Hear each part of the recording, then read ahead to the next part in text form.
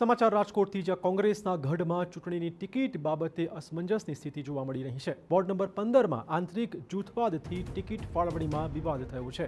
વશરામ સાગઠિયા અને ભાનુ સોરાણી વચ્ચે ગજગરાહ વધી ચૂક્યો છે।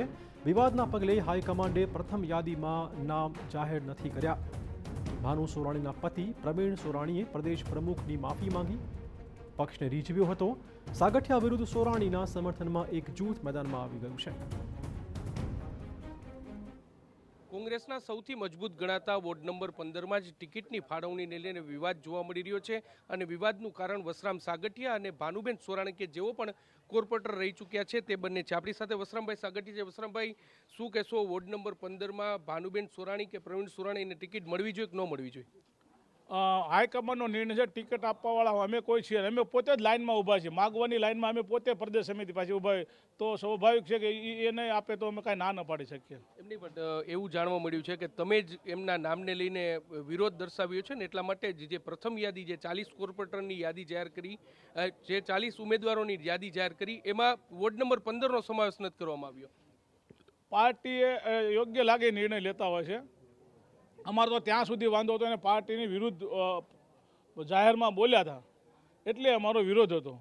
હવે એને અહીંયા આવ્યા પ્રમુખ ત્યારે પણ માફી માગી લીધી અને અમદાવાદ જઈ લેખિતમાં માફી માગી લીધી, એટલે અમારો પોતાનો વ્યક્તિગત વાત કરું તો અમારો પ્રશ્ન અહીં રાજકોટનો સોલ્વ થઈ જાય। હવે હાઈકમાન્ડને જે નિર્ણય લે એ અમારા માટે શિરોમાન્ય છે। શું માનો છો કે આવતી જે નવી યાદી આવે એમાં વોર્ડ નંબર 15 જાહેર થઈ જશે ને એમાં ભાનુબેન સોરાણી અથવા પ્રવીણ સોરાણીનું નામ હશે?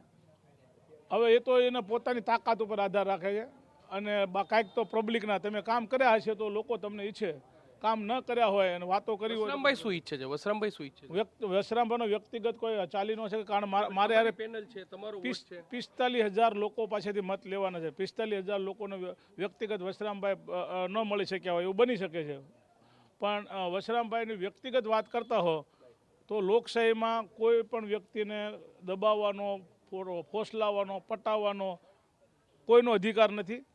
વાત કરી શકે છે, બાકી નિર્ણય તો એનો પોતાનો સેલ્ફ છે। વશરામભાઈ, જો વોર્ડ નંબર 15ની વાત કરવામાં આવે તો કોંગ્રેસનો સૌથી મજબૂત વોર્ડ માનવામાં આવે છે અને આ વખતે તો ભાજપના પ્રદેશ અધ્યક્ષે પણ શહેર ભાજપ પ્રમુખ છે એમને ટાર્ગેટ આપ્યું છે કે વોર્ડ નંબર 15 જીતવામાં આવે। જો વોર્ડ નંબર 15માં જ કોંગ્રેસમાં આંતરિક જૂથવાદ હશે તો કઈ રીતે જીતશે? કોંગ્રેસમાં તો ફક્ત કદાચ આ 2 ટિકિટ પૂરતો છે। ભાજપમાં ફોર્મ ભરાવ્યા છે, એ ફોર્મ જોતા એક જ જ્ઞાતિના 27 ફોર્મ ભરાવ્યા છે, દાખલા તરીકે કોળી સમાજના એક જ વ્યક્તિને ટિકિટ આપવાની છે, તો શું ટિકિટ ન આપે બધા સામે થશે?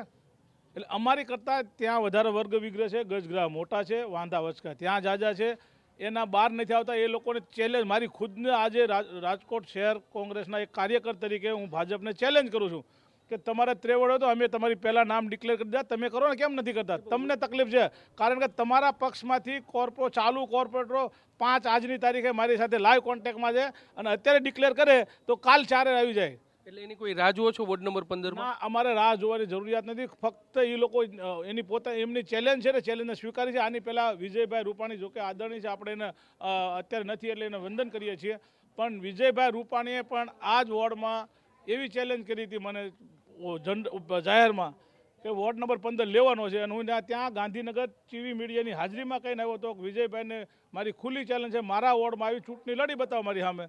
પણ એ નહીં કરતા, એને જે લોકોને જવાબદારી આપી હતી મોટા ગજાના નેતાઓ હતા, 2 તો મિનિસ્ટર હતા, 2 ધારાસભ્યો હતા, તોય છતાંય મારા વોર્ડમાં કશું ફેર પાડી શક્યા નથી। તો આ વખતે આ તો વિજયભાઈ જેવા તો કોઈ છે જ નહીં। એટલે જે કોંગ્રેસ છે તે દાવો કરી રહ્યા છે કે તેઓનો વોર્ડ નંબર 15માં જે તેઓ પોતાનો ગઢ છે તે સાચવી રાખશે, પરંતુ જે આંતરિક જૂથવાદ છે તે જરૂરથી કોંગ્રેસ માટે પડકાર છે ને, એટલા માટે જ જે પ્રથમ યાદી જાહેર થઈ તેમાં પણ જે વોર્ડ નંબર 15ના જે ઉમેદવારોનું નામ છે તે કોંગ્રેસ જાહેર કરી શકી નથી। જોવાનું રહેશે કે આ સમગ્ર મામલે પ્રદેશ મોવડી મંડળ છે તે કયા પ્રકારનો નિર્ણય લે છે। કેમેરા પર્સન ભાવેશ લશ્કરી સાથે મોહિત ભટ્ટ, TV9 રાજકોટ।